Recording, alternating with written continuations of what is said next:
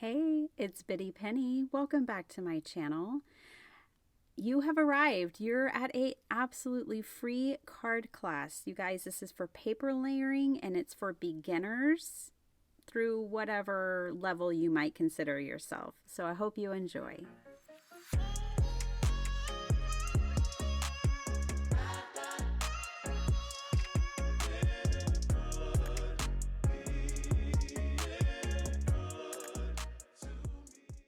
Okay, you guys, I have a two-part card class for you, and I am going to be using the Simple Vintage Lakeside collection. Okay, so right now I'm showing you the items that I have. Now, this first part of the class, we're actually just going to use their card kit, but I'm showing you these because these are what I'm going to be using in part two of the class. Part one of the class, all you would need if you wanted to make these same cards, these same 8 cards that we're going to make today, is glue, essentially. If you take it to the next level, which I'm going to show you in this class, then you would need a little bit more. In part two of my class, I'm going to be using this paper pad because I don't have any 12 by 12 paper from the collection, so I'm going to use what's in my stash. This class is going to be covering paper layering, and it's going to be a little bit of this new collection as well as me using my stash of stamps and paper. And we are going to use this kit as our jumping off point because I think there's a lot that we can learn from one of these card kits. We can use washi tape, embellishments, whatever you may have. These are the two I pulled. I thought they would be really fun with this particular collection. Okay, so this is the Simple Stories card kit. This is designed so that you can make 8 cards. Now, it comes with all the instructions, and they are wonderful instructions, you guys. I think they've really taken it up. I got one of these kits a long time ago, and I really like the way they are doing their instructions now. Very clear, very concise. You get both an image and verbal instruction. So that does include your card bases. So that's why I say all you need is adhesive. So I think this kit is perfect for beginners. If you're just getting started in card making, you might not have all the things. You don't have die cutting machines. You don't have all these stamp sets and all these different things. You don't need them with this kit, and you can still make gorgeous cards. So I'm showing you here, these are the chipboard pieces that come in this kit. And I'm just opening it up and showing you exactly what you get. You get 4 pages of these punch outs. Again, no scissors, no cutting, no paper trimmers. This is all done for you. This kit too, maybe you're not a beginner. I'm talking to people who make cards forever, right? This would just be a great kit to take with you on vacation when you're traveling. And if this theme is not for you, that's okay too, because Simple Stories makes kits like this in all different types of themes. In fact, I ordered one recently from Mindless Crafting that's about school and teachers. So don't feel limited like if you're not into the outdoors. I personally couldn't get enough of this theme. So I am here with you. I'm going to make each card. Okay, so this is my card number 1, but the cards aren't numbered in any particular order. You can start and stop anywhere you like. I do like to keep my punch outs or die cuts together in their sheet and pull them from the sheet rather than punching them all out and then I have to sift more. You know, I like to have them on the big sheets so I'm sifting through things less. So that would be my first tip in using this. So now I have my first 2 pieces, my background and my strip adhered down. At this point, I'm looking for that frame. And I'm not seeing it because I was imagining that the frame would be all one piece, but it's not. It's actually separate pieces that you assemble, which is great. And thanks to the description here, it really helps me. So let me read this as you see me thumb through these. So the More to Explore duck card. Select the green fern background panel. We did that without the blue pre-printed strip, and adhere it to the card base with the red-brown solid strips on the bottom. Add the blue plaid strip with the solid red-brown edge 3/8 inch up from the bottom of the card. So if you pull out your ruler, you can place these things precisely.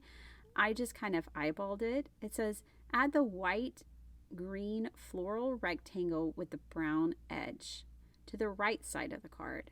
Layer the blue floral rectangle piece behind the rectangle frame piece and adhere it to the center of the white green rectangle. Now this might all sound a little confusing to you, but when you have this in front of you, it will make perfect sense. And I even like that they put certain things in bold. Again, I like that they give you measurements. So maybe you need glue and a ruler. Maybe. I didn't use the ruler, I just eyeballed it. But I will tell you 2 things to take into consideration right here at the beginning before you start making all your cards. Number 1, do consider your placement. Look carefully, take your time and see, are they putting something off to the edge? And this right here is the prime example. When I get my frame built and we pull this background off, this is not going straight and center. Maybe you're a person who usually always puts your focal points right in the middle of your card. Well, this card is a great example of that, how this is not designed to go right in the center. It's actually designed to go off to the right edge of your card, making room for that larger die cut that we're going to put on, the chipboard piece. Okay, so that's consideration number 1. As you're putting these different layers together, pay attention to the backgrounds, the foregrounds, and the placement of things. Some things are going to be justified to the right. Some are going to be center. Some are going to be the lower third. So they do give you measurements to help you. And I just say take your time with that. Another thing to take into consideration is making sure you're pulling the right pieces. So when I was pulling this frame, there were 2 frames. So I wanted to make sure there was a square frame and a rectangle frame. They told me to use the rectangle frame, and I did, but just pay attention to things like that. So, you know, if you're unsure if you're pulling the right pieces for the card you're trying to make at the time, maybe look at some of the other cards that are in there, and that'll help you know that you're getting the right piece. Okay, card number 2. With this one, you can see I pulled all of my pieces in advance and I laid them each out on my table beside me. Right now, I'm gluing my background down. Now, the thinner bordered piece is supposed to be at the bottom and the thicker one at top. This piece here is supposed to go right in the middle of those 2 red stripes, okay? And then we're going to have this red label, is how I would describe it, a red label, circular label piece. That is not centered, see? And it's not supposed to be. So again, we're going to pay attention to kind of how we're seeing things. And here you want to make sure that you're layering, if you want. You don't have to follow this to a T, but there's a lot of learning that comes from doing this process. But you know, we were to label that or layer that behind that envelope piece. Okay, I missed a piece here, actually. There was supposed to be a white and green label behind this Explorer further in the foreground, or sorry, further in the background, and I missed it. It's not a big deal. Nobody's going to know that. But when I wasn't reading the instructions, I was just looking at the picture, and I caught it after the fact because I was like, that Explorer word isn't popping off like I think it should. And that's how I figured it out. So you might even count your pieces. So this is another tip for you if you're working with one of these kits and it says grab this piece, add that piece. And they are numbered, your steps are numbered on your instructions, but you might just kind of check them off as you're pulling them from the sheets and check each one off, lay them out like I did with this, and then you'll make sure you have all of your pieces. You could even lay them out in order. So you could lay them out like your background being your number one spot and then the next one next to it. And you could lay them in the order they go if you're concerned about maybe getting distracted or having to come back to the project and you're not sure where you left off, that kind of thing. You could definitely do that. In this example, I just have them all kind of piled up. So I'm just pulling from the pile. So that's another idea. You could kind of do the mock-up of all your pieces once you have them all pulled.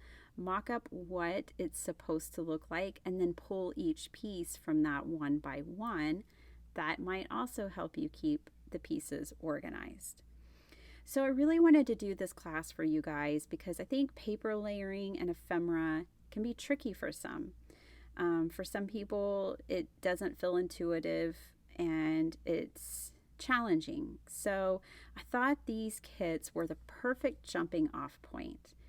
In video 2, we aren't going to be using these instructions and these models, but we're going to be taking the principles that we're learning here with these and carrying them over. So I hope you guys will come back and check out part 2, and I hope that you enjoy this is more of a class. I'm trying to take my time with you guys. A lot of times here on my channel, I'm sharing my journey. Okay, I sometimes call them tutorials, but really I'm sharing my crafty journey. But here I wanted to give you a class. I was a part of the Card Makers Success Summit. If you signed up for the VIP, you could go in and see my class where I did a whole class there on paper layering. It's totally different. It gives you a lot of tips and tricks that I'm not sharing with you in this class. They're two different things. But I wanted to revisit this and I wanted to give you all of my subscribers and friends here their own class. So I hope you enjoy this. This card, I'm just following instructions again, layering everything up. Those viewfinder pieces are so cool. I will say this, right as I was putting the glue behind the viewfinder, I was like, oh, I wish I had stitched around this with my sewing machine. It was just one of those ephemera pieces that I thought would be extraordinary and wonderful with some stitching around it. So you might think of that if you're more advanced level, if you're comfortable with it, if you have a sewing machine that you'll put paper through, you might stitch some of your ephemera pieces. We'll cover that more in part 2. And if you're a beginner, I still hope you'll come back for part 2 because it really will be kind of next level and maybe you're at that level. But I think you'll really enjoy it. Some of the things to pay attention to, I think, when playing with a kit like this is looking at like this piece of pattern paper, our background. Notice how they're giving you different colors, different patterns. Now they have theirs printed. It's a printed piece. There's nothing stopping us though from doing a similar thing with our patterned paper. So as I worked with this kit, I was so inspired with their layers. So that is something that we're going to explore in part 2. So here I'm just layering everything up. A takeaway from this kit too that I really enjoyed is that you don't need a ton of chipboard pieces to make your card dynamic. Here we're using some patterned paper, a couple little pieces of ephemera, and then we're just only using, on most of these cards, at most 3 pieces of the chipboard embellishments. And it really just pulls it all together. Also, for the chipboard embellishments, sometimes I popped them up and sometimes I just glued them straight down. I like that they're flat. They look dimensional, but they're actually flat and good for mailing because I'd like to mail some of these off. Although they're so pretty, it'll be a minute. So I'm just following directions. Here's another great example of really paying attention kind of where things are going. Like that plaid piece, you know, it needs to be over on that left edge. The doily, the green doily, you want to pay attention to kind of where that's supposed to be placed, and each other little piece. I do believe this one is one where I grabbed the wrong tree ring sentiment. It is. This sentiment that I'm putting on right now was supposed to go on the next card, and then I ended up having to use that one for this one. They were similar in size, and this is an example of when I was kind of going too quickly picking my pieces. Again, I think if I was slowing down and checking things off the little checklist they sent me, I wouldn't have made this mistake. Of course, these are like learning opportunities. I made these mistakes so you don't have to. But stick around because I'm going to show you kind of how I tied the things together and made it work anyways. I already had the glue on it. I was committed. I was just going to go for it, and I made it work. Now that sentiment, the chipboard sentiment that I just popped up with foam tape, I did that just on the edges because that sentiment piece is chipboard and so is the boat. I couldn't just glue it down. I really kind of needed to pop it up because I wanted it to be over the boat ever so slightly. Okay, so here is another one where we're building out our frame. So when I was looking ahead, this is the other frame I was talking about. Now that strip that I just put down, there's a couple of cards in this collection where it's like two different patterns, and the seam where they meet is where you're supposed to put, you know, like that teal color that I just put down. And what I figured is that it goes just below the line. So wherever the line is that the two patterns connect, you line it up there, and that way you can get it straight. It's really quite brilliant. I really enjoy this kit. I can't wait for my next one to arrive. Also, if you go back on my channel, I did work with one of these kits before.